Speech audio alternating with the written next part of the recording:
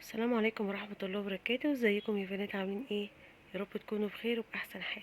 النهاردة ان شاء الله هعمل معاكم الفتة بطريقتي، طريقة سهلة جدا، واي بنوتة حلوة كده هتخش المطبخ وتعملها بكل سهولة. والنهاردة بإذن الله هعمل الفتة بالعيش البلدي بتاعنا الصعيدي اللي متوفر في كل مكان دلوقتي. هنشوف الطريقة مع بعض وان شاء الله هتعجبكم.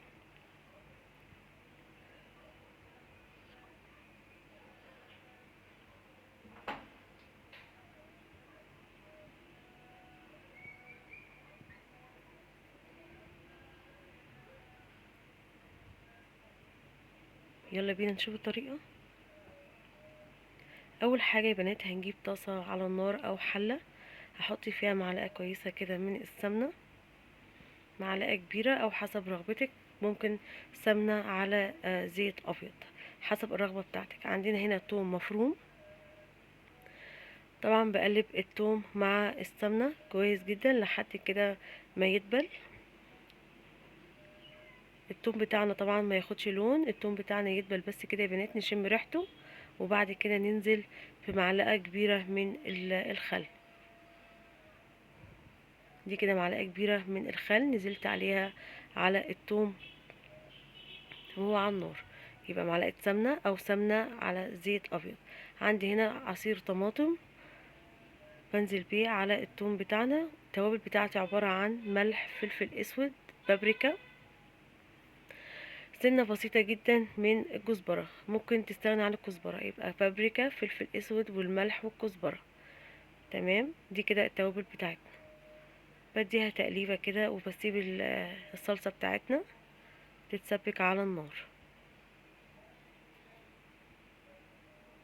تمام، وده شكل الصلصة بتاعتي كده في نص التسوية. حلو قوي. دي كده بعد التسوية. بعد كده يا بنات، اول ما عملت الصلصة ببدأ اعمل الرز. هنا هبدأ احمر الرز معاكم معلقة سمنة كبيرة. ممكن برضو هنا نضيف سمنة مع زيت.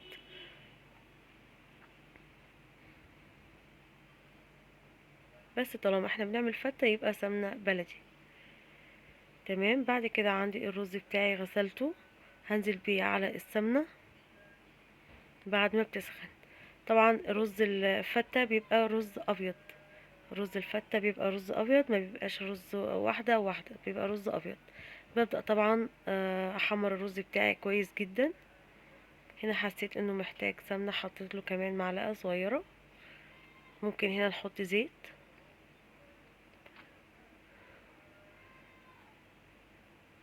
بدأت احمر الرز بتاعي بالشكل اللي احنا شايفينه ده.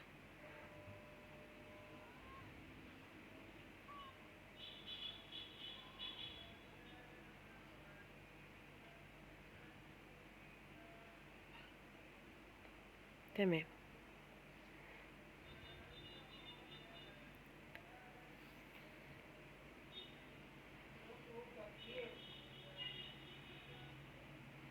هنا كده الرز بتاعي اتحمر كويس جدا زي ما انتوا شايفين. ببدأ بقى اجيب الشوربة بتاعتي، ببدأ اصفيها من آه اي توابل فيها، يعني اللي هي ورق اللوري والحبهان، علشان ما يجيش في الرز. ببدأ اجيب المصفى بالشكل ده واصفي الشوربة بتاعتي،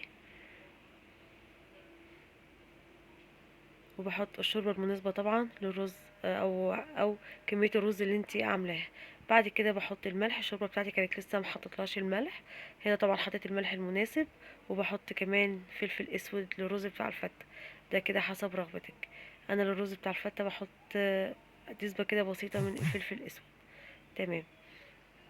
هنا بقلب فيه كده هو داخل خلاص على التسوية. بحب اجيب الرزاية اللي فوق تحت واللي تحت فوق، بحيث ان كله يبقى سوا واحد. عندي بقى ده العيش بتاعنا اللي ماما خبزاه. ده العيش الصعيدي يا بنات للي ما يعرفوش.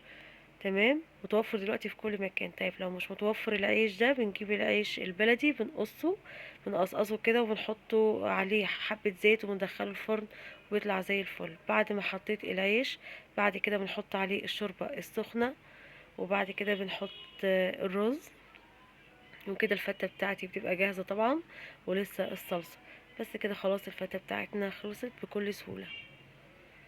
طيب في ناس بتحب تعمل طشة للعيش، انا وجوزي بنفضل الصلصة بتاعتنا او الفتة بتاعتنا تبقى خفيفة كده، ما تبقاش كلها توم، بنستكفى بالثوم اللي في الصلصة. كله طبعا حسب رغبتك، وكلنا ستات بيوت شاطرين، ودي الجملة المعتادة بتاعتنا. ويا رب يكون وصفتي النهاردة عجبتك. اهم حاجة متنسينيش في اللايك والاشتراك للقناة وتفعيل الجرس عشان يوصلك مني كل جديد. كل سنة وانتم طيبين. السلام عليكم ورحمة الله وبركاته.